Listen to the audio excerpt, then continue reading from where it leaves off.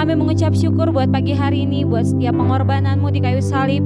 Kami mau meninggikan namamu Tuhan, kami mau memuji Engkau lebih lagi Tuhan. Kami siap memuji dan bersorak-sorai bagi namamu. Haleluya, amin. Amin. Mari saudara kita sama-sama kita bertepuk tangan bagi dia, karena dia Allah yang ajaib. Yes. Namanya yang mulia, yang berkuasa di bumi, di surga, dimanapun. Mari kita sama-sama sorakan namanya.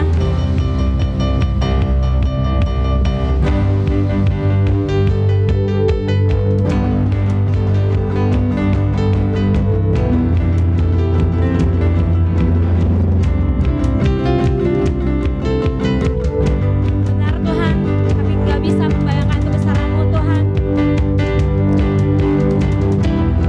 Yes.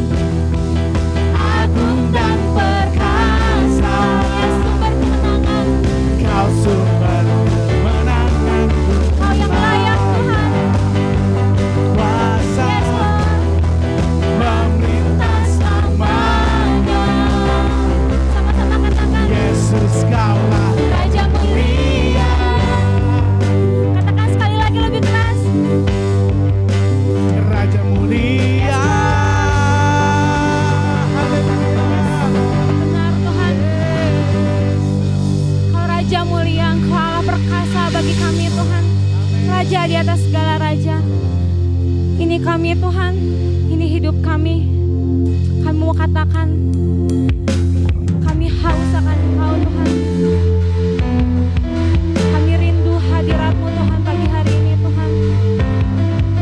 Yes Lord, Engkau napas bagi kami Tuhan. Yes Lord.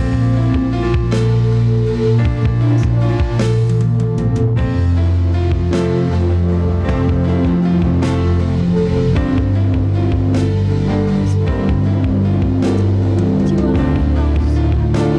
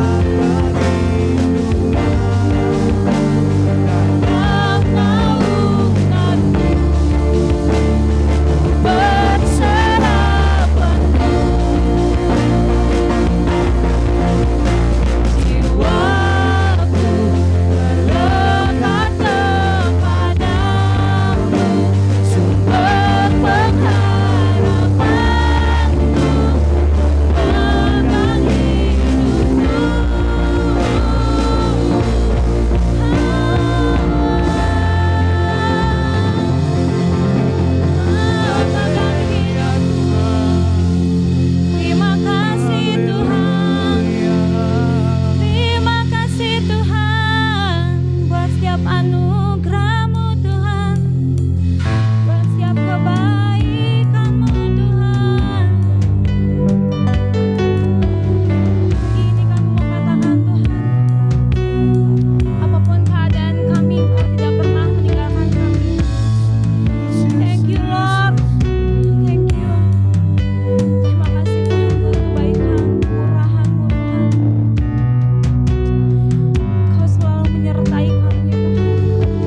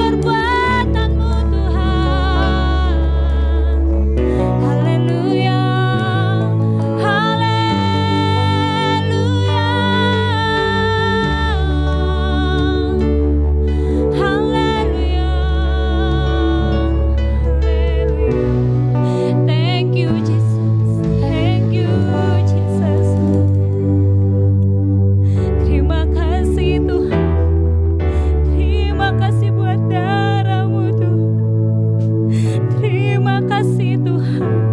Terima kasih Bapa. Kau Allah yang baik Tuhan. Kau sangat baik. Kau teramat baik Tuhan. Haleluya. Terima kasih Bapa. Terima kasih. Terima kasih Tuhan. Terima kasih Tuhan. Terima kasih Tuhan buat pagi hari ini. Terima kasih Tuhan buat darah-Mu yang bercucuran di kayu salib Tuhan. Terima kasih Tuhan, Kau rela disalib bagi kami Tuhan. Kami gak bisa kasih apapun Tuhan selain diri kami Tuhan. Selain pelayanan kami, selain pujian kami dan penyembahan kami Tuhan. Pagi ini kami mau katakan Tuhan, kami mau bersorak-sorai karena kami tahu kami sudah dimenangkan oleh Engkau Tuhan. Kami mau siap Tuhan duduk diam mendengarkan firman-Mu Tuhan. Kami mau buka hati kami mau buka pikiran kami Tuhan. Kami mau katakan jiwa kami bangun. Kami mau dengar firman-Mu Tuhan. Biar firman itu boleh berbuah di dalam setiap hati kami Tuhan. Supaya setiap orang yang melihat boleh bersuka cita karena Engkau ada di dalam hati setiap kami Tuhan. Berkati setiap gembala Tuhan yang mau membagikan firman, Kau yang taruhkan isi hati-Mu. Apapun yang ingin Kau sampaikan Tuhan, sampaikan melalui hamba-Mu Tuhan. Supaya kami boleh mendengar setiap kebenaran itu Tuhan. Kami boleh bersorak-sorai karena Engkau Tuhan. Kami siap Tuhan. Kami siap Tuhan membuka hati kami Tuhan. Terima kasih Bapa. Di dalam nama-Mu kami telah mengucap syukur. Haleluya. Amin. Shalom jemaat yang dikasihi Tuhan. Puji Tuhan, pagi ini Tuhan masih memberkati kita. Tuhan masih limpahi kita dengan anugerah-Nya sehingga kita bisa kembali beribadah, bersekutu dan mendengarkan firman Tuhan. Mari tundukkan kepala, kita akan sama-sama satukan hati kita dan kita akan berdoa. Tuhan Yesus, terima kasih. Engkau sangat baik Bapa. Pagi ini kami boleh kembali merendahkan diri di hadapan Engkau. Kami boleh kembali Tuhan mau merenungkan kebenaran firman-Mu. Kami boleh kembali merenungkan Tuhan tentang tujuan Tuhan, tujuan Engkau memanggil kami, tujuan Engkau menempatkan kami di bumi ini Tuhan, supaya kami hidup di dalam kebenaran. Berkati setiap kami, berikan kepada kami telinga yang mau mendengar, hati yang mau menangkap, hati yang mau merespon di setiap kebenaran firman-Mu. Bapa, kami rindu firman-Mu boleh mengubahkan setiap kami, dan kami rindu kami boleh bertumbuh dalam kebenaran firman-Mu. Setiap penolakan akan firman-Mu, setiap penolakan akan Injil, akan kabar baik, kami mau tundukkan di dalam nama Yesus Kristus. Biar dengan segala kerendahan hati, kami boleh menerima kebenaran firman-Mu. Terima kasih Tuhan, di dalam nama Yesus Kristus yang siap dengarkan firman Tuhan. Mari kita sama-sama katakan amin. Puji Tuhan, hari ini kita akan sama-sama belajar tentang panggilan untuk hidup benar. Saudara, ternyata hidup baik saja tidak cukup. Hidup baik mungkin akan mencegah kita masuk penjara. Tapi kalau hidup benar, kita perlu mengenal kebenaran itu terlebih dahulu, sehingga kita bisa hidup benar. Mungkin kalau kita bertanya, adakah orang benar di dunia ini? Mungkin kita tahu jawabannya, gak ada orang benar. Karena firman Tuhan juga berkata tidak ada orang benar, seorang pun tidak. Semua orang telah berdosa dan telah kehilangan kemuliaan Allah. Tetapi firman Tuhan beberapa minggu ini banyak berbicara kepada kita bahwa kita adalah bangsa yang terpilih, imamat yang rajani, bangsa yang kudus, umat kepunyaan Allah sendiri. Kita perlu mengingatkan terus diri kita tentang panggilan ini saudara. Tentang siapa saya, tentang siapa saudara di dalam Tuhan. Kalau kita sudah tahu bahwa kita dipanggil oleh Tuhan dan siapa yang memanggil kita di dalam Tuhan, maka kita akan sanggup dan mampu hidup di dalam kebenaran. Rasul Petrus menegaskan dan mengajarkan kepada kita bahwa kita sebagai pendatang, kita bukan penduduk bumi ini. Kita tidak selamanya akan tinggal di bumi ini. Saya sudah 2 kali menyampaikan hal ini saudara, karena kita sebagai pendatang di bumi ini makanya kita tidak bisa hidup seperti orang dunia. Mungkin orang dunia ini begitu banyak orang baik karena seluruh agama yang ada di Indonesia ini mengajarkan hal-hal yang baik. Tetapi kita tidak bisa hidup hanya baik saja saudara. Karena orang akan berkata Robin Hood pun dia berbuat baik. Dia mencuri untuk menolong orang. Tetapi untuk hidup di dalam kebenaran, kita perlu tinggal di dalam kebenaran itu sendiri. Petrus menegaskan kepada jemaat yang menerima suratnya sebagai seorang pendatang dan perantau supaya mereka tuh memiliki kehidupan yang benar di dalam Tuhan. Tidak menjadi serupa dengan dunia. Meskipun di dalam melakukan kebenaran ini begitu banyak resiko, banyak harga yang harus kita bayar. Karena kebenaran itu tidak akan selaras dengan prinsip-prinsip dunia. Kebenaran ini cenderung akan bertolak belakang dengan apa yang dunia ajarkan. Itulah sebabnya di dalam melakukan kebenaran firman Tuhan mungkin kita akan membayar harga. Harus ada resiko yang kita hadapi di dalam kita melakukan kebenaran. Tetapi ketika kita melakukan kebenaran dengan memandang kepada Yesus yang memberi teladan dan anugerah, maka kita akan mampu dan dimampukan untuk hidup di dalam kebenaran. Saudara dikasih Tuhan, ada satu ilustrasi tentang sepotong bambu. Sepotong bambu ini mengeluh karena pemiliknya setiap hari memotongnya, membuat lubang-lubang, mengamplas, mengasahnya, menghaluskannya. Dan hal ini tentu sangat tidak menyenangkan buat sepotong bambu ini. Kalau dia boleh protes, dia mungkin akan protes karena proses ini sangatlah menyakitkan. Tetapi pemilik bambu ini tidak menghiraukan kalaupun bambu ini bisa memprotesnya. Dia terus mengerjakannya dengan hati-hati.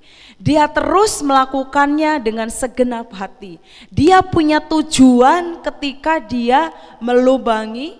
Dia punya tujuan ketika dia mulai menghaluskan, mulai memotongnya, mulai mempertajam dan mulai membuat rapih. Tentu itu bukan hal yang enak buat sepotong bambu tadi. Dan mungkin dia berpikir ini tidak adil, ini menyakitkan, ini enggak fair.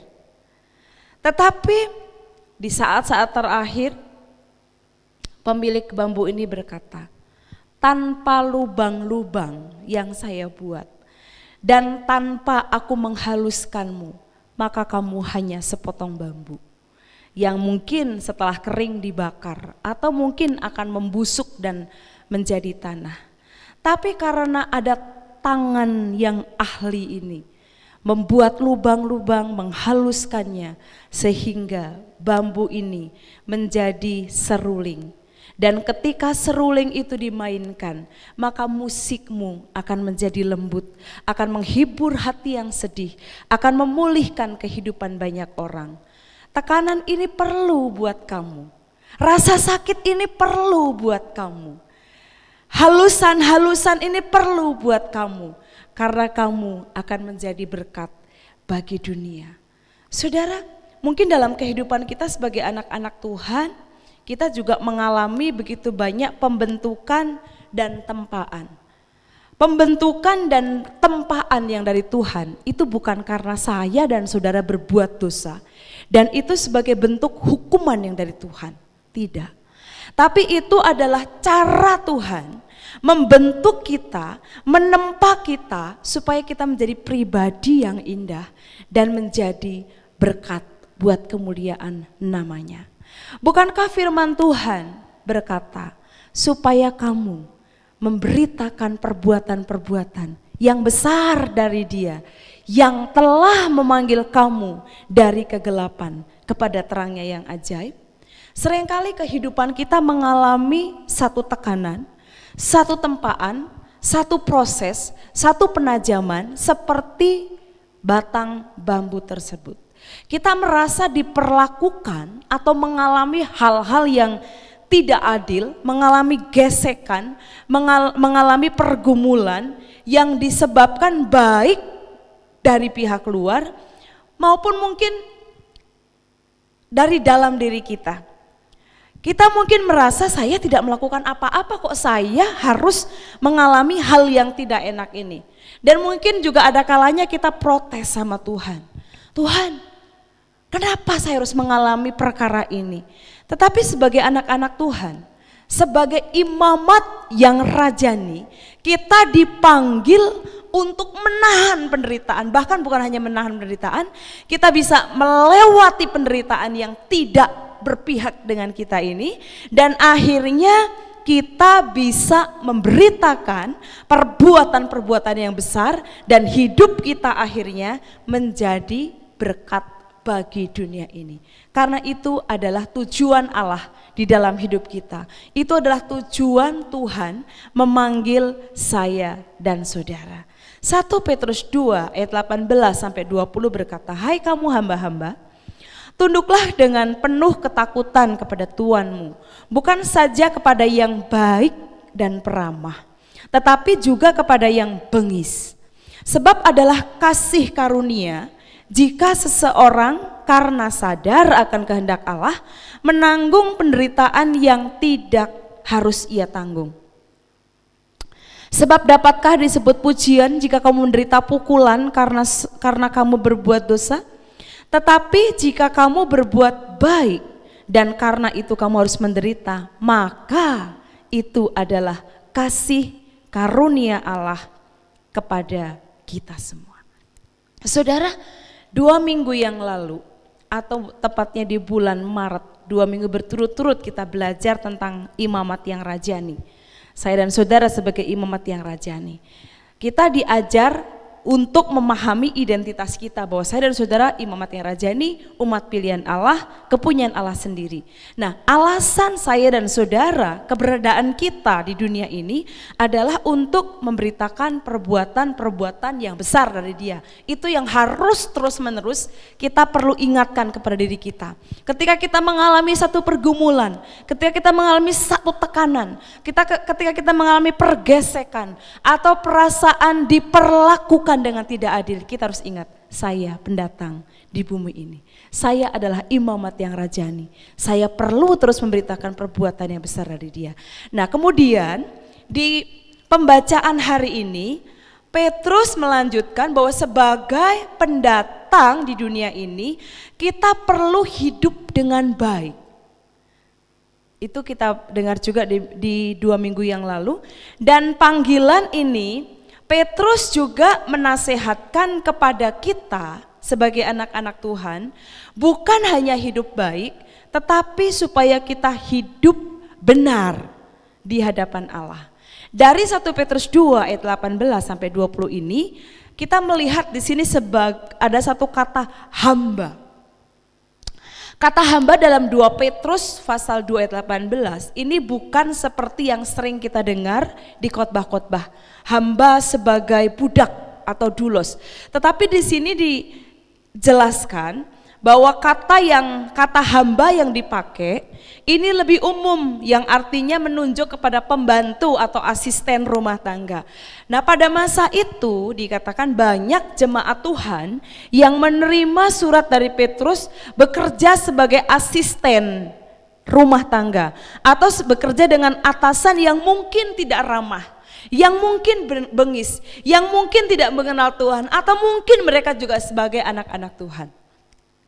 Dan Petrus menasehati supaya kamu hamba-hamba, supaya kamu para asisten rumah tangga, tunduklah dengan penuh ketakutan kepada Tuanmu. Dikatakan seperti ini. Dalam dunia usaha kita sering dengar, saudara, ada 2 peraturan katanya. Peraturan yang pertama adalah bos itu selalu benar. Dan peraturan yang kedua, kalau bos itu tidak benar, lihat kembali peraturan nomor 1. Intinya apa, saudara? Intinya bahwa tuan atau bos itu selalu benar. Apapun statementnya, apapun perilakunya. Dan bagaimana bila bos kita bekerja pada seseorang yang dikatakan oleh Petrus seorang yang bengis, seorang yang tidak ramah. Bagaimana bila kita sebagai orang yang percaya memiliki atasan yang tidak percaya dan atasan kita itu bertindak seenaknya atau cenderung menekan. Bagaimana hidup baik? Bagaimana saya bisa hidup benar di hadapan mereka yang tidak mengenal Tuhan? Bagaimana saya bisa bertahan dalam keadaan seperti ini? Bagaimana saya bisa nyaman dalam kondisi seperti ini?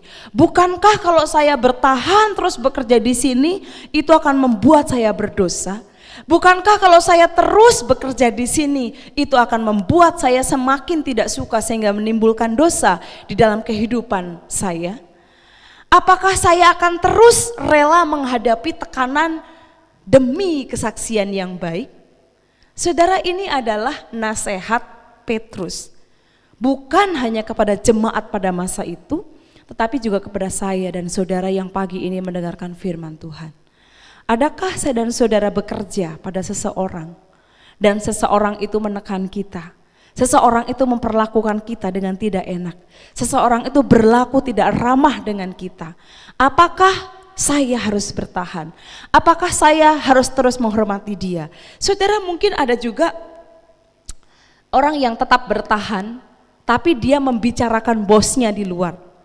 Ada orang yang mungkin tetap bertahan karena dia membutuhkan pekerjaan itu, tapi sesungguhnya dia tidak mendoakan atau tidak memberkati, tidak mengucapkan perkataan-perkataan berkat kepada bosnya.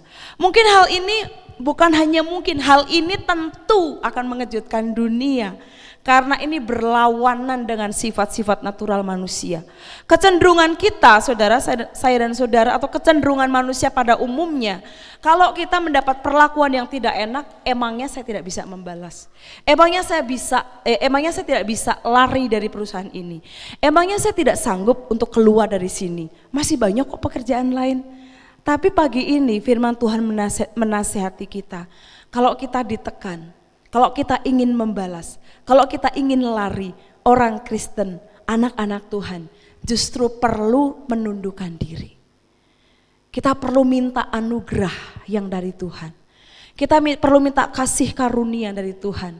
Tetap tunduk dengan tidak bersungut-sungut, melainkan dengan kelembutan dan kerelaan. Mudahkah saudara? Sekali lagi, orang baik itu banyak.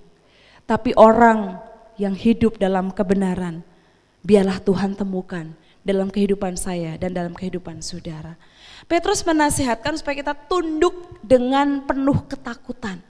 Ketakutan di sini bukan karena takut nanti dipecat. Wah, kalau saya nggak tunduk nanti saya dipecat. Nanti saya sulit mendapatkan pekerjaan, khususnya di kondisi seperti sekarang ini. Bukan itu maksudnya saudara. Tapi Petrus menasihatkan supaya kita tunduk dengan penuh ketakutan. Yang dimaksud ada rasa hormat yang tulus kepada atasan kita. Kita seringkali mendengar banyak anak-anak Tuhan yang mengalami tekanan di dalam pekerjaan mereka. Baik dengan bos atau atasan yang mengenal Tuhan atau yang tidak mengenal Tuhan. Pagi ini firman Tuhan menasihatkan, mari kita tunduk, mari kita miliki rasa hormat yang tulus. Mari kita melakukannya dengan penuh kerelaan. Bukan kita bertahan tapi kita membicarakan bos kita membicarakan lingkungan pekerjaan kita di belakang, atau kita membuat postingan tentang perusahaan itu, atau kita membuat pembicaraan-pembicaraan yang tidak baik tentang bos kita di luar. Firman Tuhan mengajarkan, memanggil kita hidup dalam kebenaran sebagai orang yang bekerja pada orang lain, artinya supaya kita hidup dalam penuh hormat dan takut kepada bos kita. Walaupun secara daging, saudara, mungkin itu tidak mudah. Walaupun secara jasmani mungkin itu tidak mudah, karena hakikat kita tuh inginnya dihargai, inginnya dihormati, inginnya diperlakukan dengan fair, inginnya diperlakukan dengan baik. Tetapi sebagai anak-anak Tuhan, pagi ini kita sama-sama belajar bahwa saya dan saudara dipanggil untuk hidup dalam kebenaran. Ada dua hal yang akan kita sama-sama pelajari pagi ini. Waktu kita menderita, waktu kita harus mengalami pergumulan, saat kita harus mengalami tekanan yang bukan diakibatkan karena kesalahan kita, ada dua hal yang perlu kita pelajari. C.S. Lewis berkata, mengapa orang benar menderita? Kenapa tidak? Dia berkata. Jadi ada orang yang bertanya kepada C.S. Lewis, kenapa sih Pak Lewis orang benar itu menderita? Dia membalas, karena merekalah satu-satunya yang bisa menerimanya. Jadi orang benar itu harusnya memiliki hati yang terbuka. Bukan kita senang dengan penderitaan, bukan. Tapi kalau Tuhan izinkan penderitaan itu harus menghampiri hidup kita, kita tuh tahu bahwa itu akan mengerjakan hal-hal yang luar biasa dalam hidup kita. Hal yang pertama adalah penyerahan untuk memuliakan Tuhan. Jadi apa sih yang perlu kita pelajari supaya bisa mendukung kita saat kita menderita atau mengalami pergumulan yang tidak seharusnya kita tanggung? Yang pertama, saya ingin memuliakan Tuhan. Saya ingin penderitaan yang saya alami ini, nama Tuhan bisa dipermuliakan. Ayat 19 berkata, 1 Petrus 2, sebab adalah kasih karunia jika seorang karena sadar akan kehendak Allah menanggung penderitaan yang harus ia tanggung. Saudara, masa sih menderita adalah kasih karunia? Masa sih mengalami tekanan adalah kasih karunia? Dan di sini kata kasih karunia yang dipakai itu diartikan dengan pujian. Jadi sebab adalah pujian, sebab adalah suatu pujian, sebab adalah sebuah pujian, suatu pujian layak dipuji, sebab adalah sesuatu yang layak diterima jika seseorang sadar akan kehendak Allah menanggung penderitaan yang tidak harus ia tanggung. Bagaimanapun juga kita berupaya meminimalisir penderitaan, tetapi firman Tuhan berkata adalah kasih karunia bila saya dan saudara mengalami penderitaan yang tidak harus kita tanggung. Saudara, ada perkenanan Allah ketika kita memutuskan untuk menyenangkan Allah. Jadi kita tuh menderita untuk mencari perkenanan Allah. Perkenanan untuk menyenangkan Allah. Ketika kita harus menghadapi tekanan, ketika kita harus menghadapi kesulitan yang harus kita hadapi walaupun itu bukan karena kita yang melakukannya. Dikatakan dari Tuhanlah kamu akan menderita, kamu akan menerima upah. Bukan hasil usaha kita. Tapi ketika kita dikatakan oleh firman Tuhan menderita sesuatu yang tidak seharusnya kita tanggung. Firman Tuhan berkata, sebab upah kita berasal dari Dia. Jadi apa yang membuat kita mampu melewati tekanan itu, saudara? Kolose pasal 3 ayat 23 sampai 24. Apapun juga yang kamu perbuat, perbuatlah dengan segenap hatimu seperti untuk Tuhan dan bukan untuk manusia. Kamu tahu bahwa dari Tuhanlah kamu akan menerima bagian yang ditentukan bagimu sebagai upah. Kristus adalah Tuhan dan kamu adalah hambanya. Jadi siapapun bos kita, siapapun Tuhan kita, siapapun atasan kita, Tuhan di atas segala Tuhan kita adalah Tuhan. Jadi karena Tuhanlah kita menghormati bos kita. Karena Tuhan kitalah makanya kita menghargai dan menghormati atasan kita. Kita ingin melihat, kita ingin mereka melihat bahwa kita tuh ada menghormati Tuhan kita. Makanya kita perlu menghormati atasan kita yang ada di bumi ini. Kalau fokus kita kepada manusia, mungkin kita nggak akan sanggup, saudara. Karena begitu kita berdekatan dengan seseorang, Entah itu bos kita, entah itu atasan kita, entah itu rekan kerja kita, itu akan ada pergesekan-pergesekan yang membuat daging kita tuh merasa tidak nyaman untuk terus tinggal di situ. Tapi firman Tuhan berkata, mari kita melakukan segala sesuatu dengan segenap hati. Bukan untuk manusia, bukan seperti untuk manusia, tetapi untuk Tuhan. Jadi kalau fokus kita adalah manusia, dibenarkan kalau kita tidak tahan. Tapi kalau fokus kita adalah Tuhan, karena kita berharap upahnya datang dari Tuhan. Kalau fokus kita kepada manusia, maka kita berharap upah kita datangnya dari manusia. Dan kita menuntut perhatian, kita menuntut pujian, kita menuntut kebaikan yang ternyata kita tidak dapatkan di situ. Mungkin kita berpikir, saya sudah kurang apa bekerjanya. Sudah bukan hanya 8 jam, bahkan overtime. Saya bekerja lebih dari 8 jam, perhatian tidak dapat, uang lembur tidak dapat. Saudara, kalau fokus saya dan saudara adalah manusia, mungkin kemudian kita akan curhat kepada orang lain yang sepertinya lebih baik dari kita. Dan mungkin kita akan mendapat sedikit pembelaan dari mereka. Mungkin kita akan mendapat nasihat-nasihat dari mereka. Udahlah, kamu keluar saja dari situ. Banyak kok orang yang membutuhkan kamu. Tapi kita akan dengar nasihat firman Tuhan pagi ini. Mari kita belajar tunduk. Mari kita belajar menghormati dengan penuh ketulusan. Bukan karena dia, tapi karena Tuhan. Kita harus belajar untuk fokus kita tuh menghormati Tuhan. Kalau kita menyadari bahwa atasan saya yang sesungguhnya adalah Tuhan, Tuhan saya yang sesungguhnya adalah Tuhan, maka upah itu berasal dari Dia. Ada pengaturan ilahi yang akan bekerja dengan luar biasa, sehingga siapapun atasan kita, ketika kita melakukan pekerjaan kita seperti untuk Tuhan, maka ada tangan-tangan yang bekerja dengan luar biasa dan memberikan berkat anugerah buat saya dan saudara. Saudara, ada seorang anak bernama Harry. Harry ini masih kecil, saudara, masih usia SD. Karena ibunya adalah seorang janda dan dengan keuangan yang tidak cukup untuk semuanya, sehingga dia ketika hari libur sekolah, dia bekerja di satu pabrik sepatu miliknya Bapak McCary.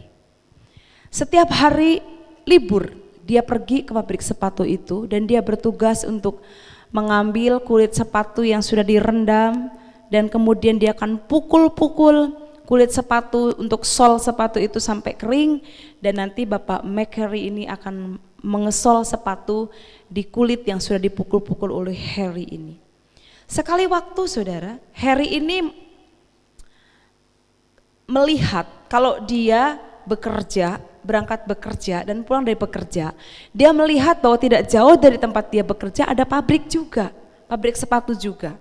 Nah, pas perjalanan pulang dia mulai mengintip dari jendela, dia melihat apa sih yang dikerjakan di dalam pabrik sepatu itu? Apakah sama dengan yang saya kerjakan? Tapi dia begitu heran ketika dia melihat pabrik sepatu yang dia intip dari jendela itu, ternyata bapak yang punya pabrik sepatu itu dia mengambil kulit yang habis direndam, kemudian dia langsung sol di sepatu itu tanpa memukul-mukul dan tanpa mengeringkan kulit sepatu tadi. Merasa mendapatkan ilmu yang baik dan cepat, ketika dia harus kembali bekerja di hari libur berikutnya, dia datang kepada bapaknya, dia bilang, "Pak, Bapak McCary, saya mendapatkan satu ilmu yang baru," katanya. "Kenapa Bapak tidak langsung memaku sepatu sol atau kulit yang basah tadi? Bukankah itu akan mempercepat pekerjaan? Karena saya bertanya kepada bapak yang punya pabrik di sebelah. Saya tanya, kenapa Bapak tidak mengeringkan kulit sepatu terlebih dahulu baru dipukul-pukul?" Sambil memperlihatkan mata yang agak sedikit sombong, bapak itu berkata, "Dengan seperti ini saya bisa mempercepat hasil kerja saya dan saya bisa mempercepat orang datang ke toko saya." Jadi dia merasa, oh ini adalah berita baik untuk bos saya. Dia sampaikan itu kepada bosnya, "Bapak, Ayo kita lakukan seperti pabrik sebelah. Bapak itu tidak perlu memukul-mukul, Bapak itu tidak perlu menunggu kering. Bapak itu langsung mengambil kulit sepatu, langsung disol ke sepatu, sehingga dengan demikian hasilnya lebih cepat, lebih banyak dan lebih cepat. Kata Bapak McCary ini bilang, Harry, saya tidak bekerja hanya untuk mendapatkan beberapa dolar. Saya tidak bekerja untuk mendapatkan uang yang banyak dari para pelanggan. Tapi saya melakukan ini untuk Tuhan. Suatu hari saya akan melihat tumpukan sepatu di hadapannya. Dan saya tidak mau Tuhan berkata kepada saya, dan Meke, hasil kerjamu buruk sekali. Kamu tidak melakukan yang terbaik dalam pekerjaanmu. Dan Bapak Mike ini bilang, saya ingin mendengar. Suatu hari nanti dia berkata kepada saya, baik sekali perbuatanmu, hai hambaku yang baik dan setia. Saudara, apa hubungannya memukul kulit sepatu dengan pujian Tuhan? Karena segala sesuatu di Efesus tadi, lakukan dengan segenap hati, seperti untuk Tuhan. Ketika saya dan saudara tergoda untuk bekerja ala kadarnya, ketika kita tergoda untuk memberikan pelayanan di gereja ala kadarnya, ketika kita berdoa, yang penting saya sudah melakukan, yang saya lakukan juga lebih baik kok daripada orang lain. Tapi sebenarnya ada potensi yang jauh lebih hebat dari itu yang bisa kita persembahkan kepada Tuhan atau kepada orang lain. Tuhan mungkin akan berkata, buruk sekali apa yang kamu kerjakan. Jadi siapapun saya, siapapun saudara, apapun pekerjaan saya, apapun pekerjaan saudara, mari kita lakukan dengan yang terbaik, dengan segenap hati seperti untuk Tuhan. Jangan biarkan keinginan untuk sekedarnya itu menguasai diri kita. Mari kita kembali mengingat untuk siapa saya bekerja. Apakah saya bekerja untuk bos saya? Apakah saya bekerja untuk atasan saya? Apakah saya bekerja untuk pelanggan saya? Saya bekerja untuk perusahaan saya. Mari kita renungkan pagi ini saudara. Untuk siapakah kita bekerja? Untuk siapakah kita berusaha? Apakah itu untuk Tuhan? Kalau kita menyadari bahwa itu untuk Tuhan, saya percaya kita akan melakukan yang terbaik, semaksimal mungkin untuk kemuliaan nama Tuhan. Yang menyenangkan Tuhan itu bukan kuantitas, tetapi kualitasnya. Jadi mari berikan sesuatu yang berkualitas untuk Tuhan. Jangan sekedarnya, yang penting saya sudah melakukannya, yang penting saya sudah datang, yang penting saya sudah mengerjakannya, yang penting targetnya selesai tepat pada waktunya, yang penting saya tidak lalai, yang penting tidak ada yang tertinggal, yang penting saya sudah selesaikan semuanya itu. Padahal kita tahu bahwa saya dan saudara mampu melakukan jauh lebih baik daripada itu. Apapun itu saudara, baik itu mungkin pekerjaan-pekerjaan di rumah kita, baik itu mungkin pelayanan di gereja, baik itu mungkin sosialisasi dengan orang lain.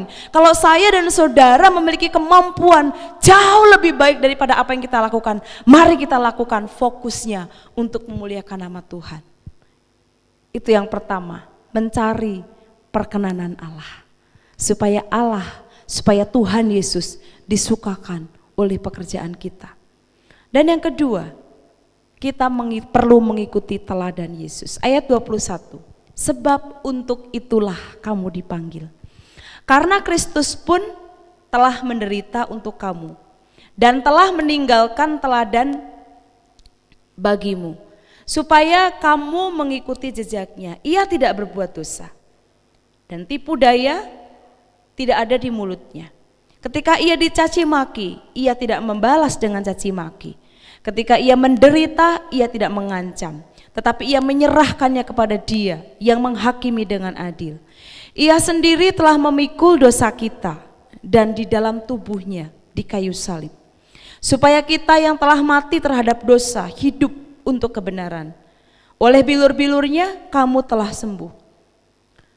Sebab dahulu kamu sesat seperti domba, tetapi sekarang kamu telah kembali kepada gembala dan pemelihara jiwamu.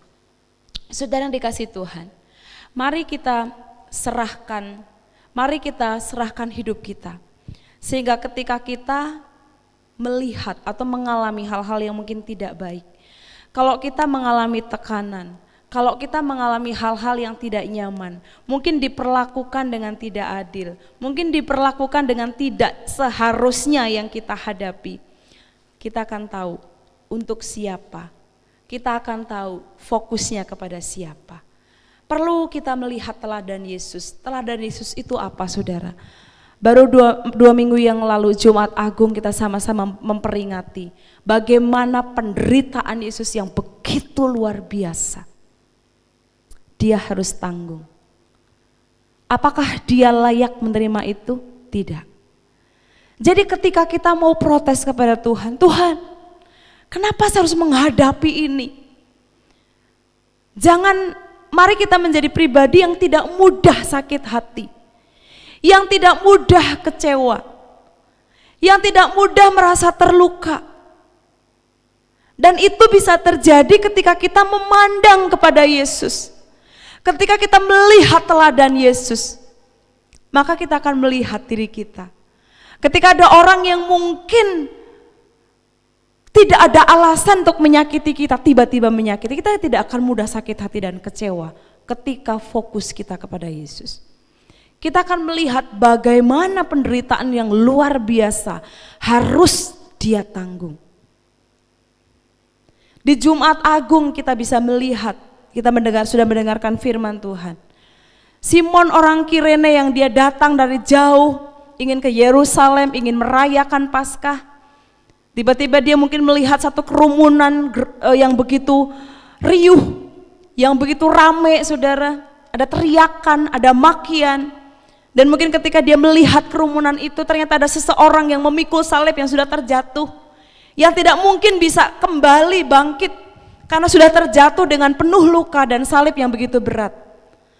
Sehingga dia mungkin gak mimpi apa-apa, dia gak pernah kepikiran, mungkin dia juga gak pernah apa yang akan dia hadapi ketika dia sampai di Yerusalem.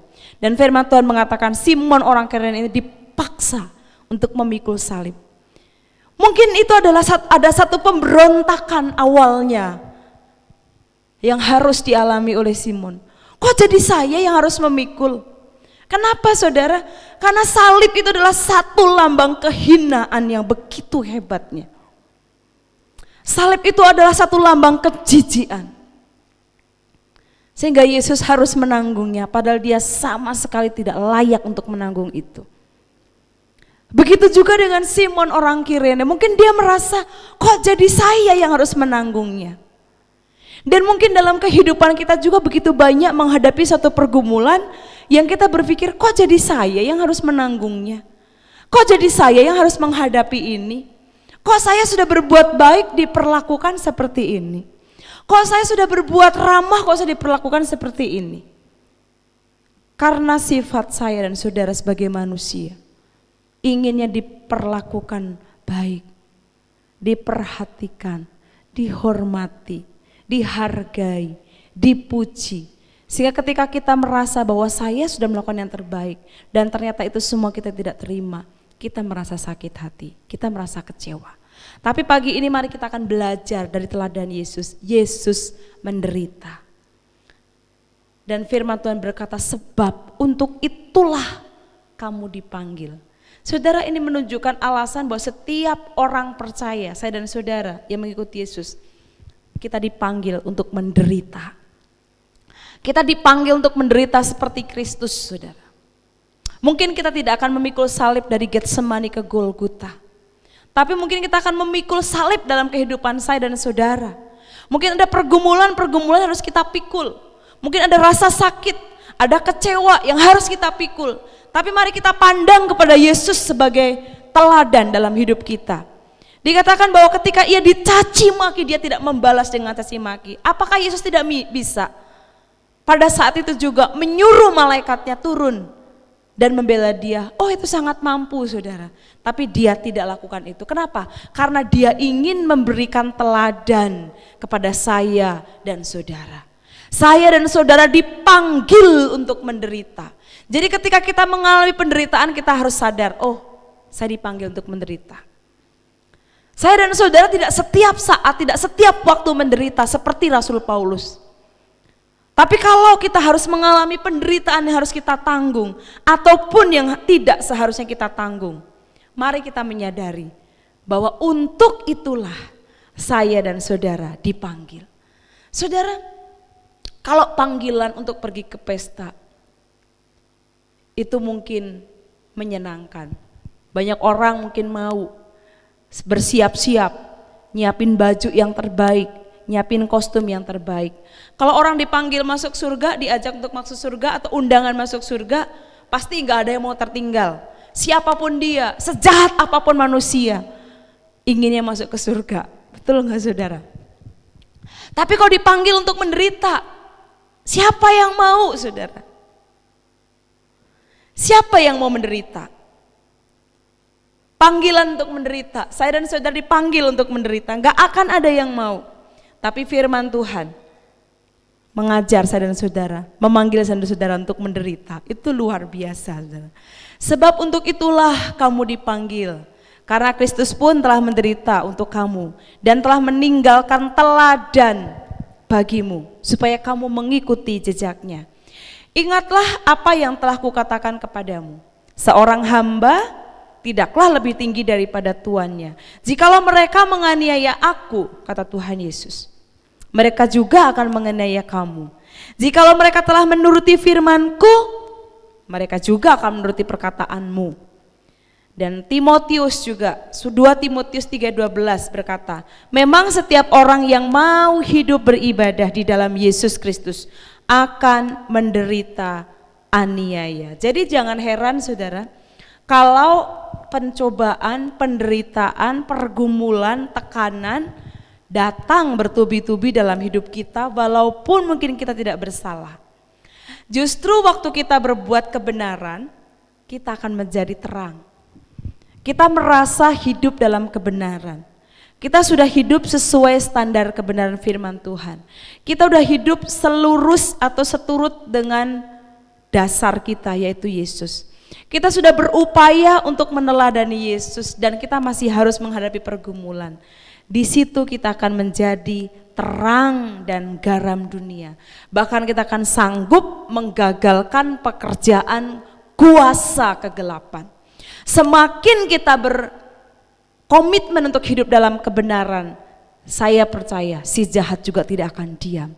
Tapi ketika kita mulai berkomitmen bahwa saya dan saudara ingin hidup dalam kebenaran, ingin mengikuti teladan Yesus, ingin hidup seturut dengan firman Tuhan, pasti akan mendapatkan pertentangan, karena itu tidak sejalan dengan dunia. Tapi kalau kita ingat tujuan kita adalah imamat yang rajani, maka kita akan tahu bahwa apa yang saya lakukan itu sedang menyatakan perbuatan yang besar dari Dia.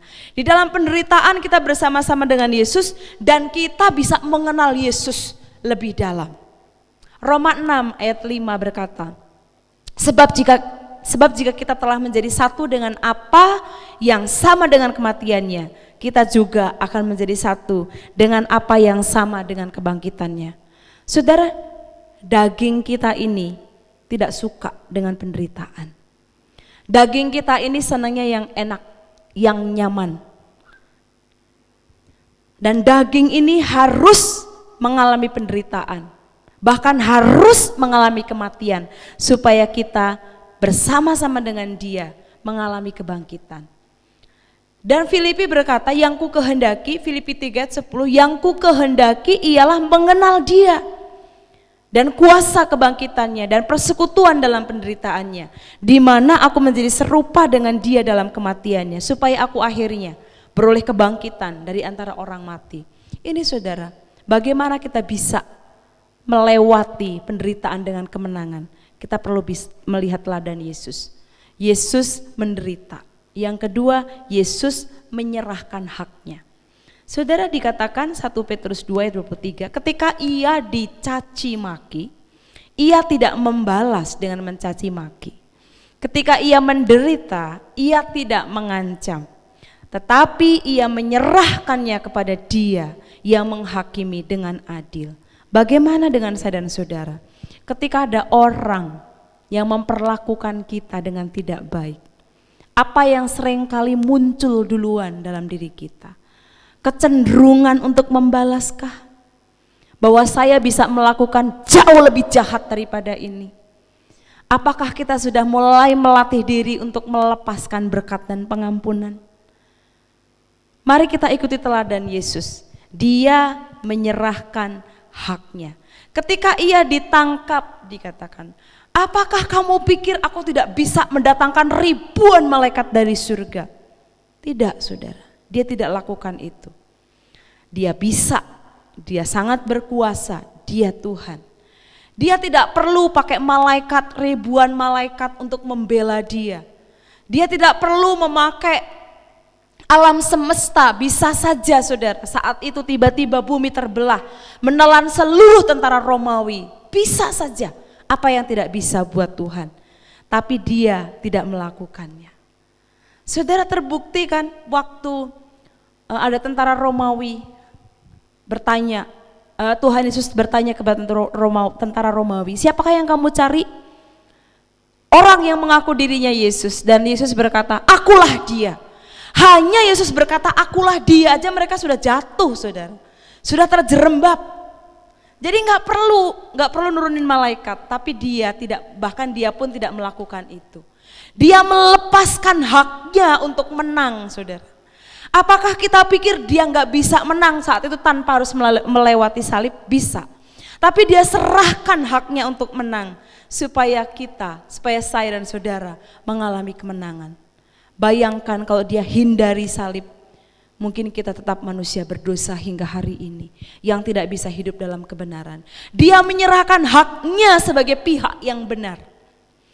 Tidak ada sedikit pun alasan dia memikul salib. Tidak ada sedikit pun alasan dia memakai mahkota duri.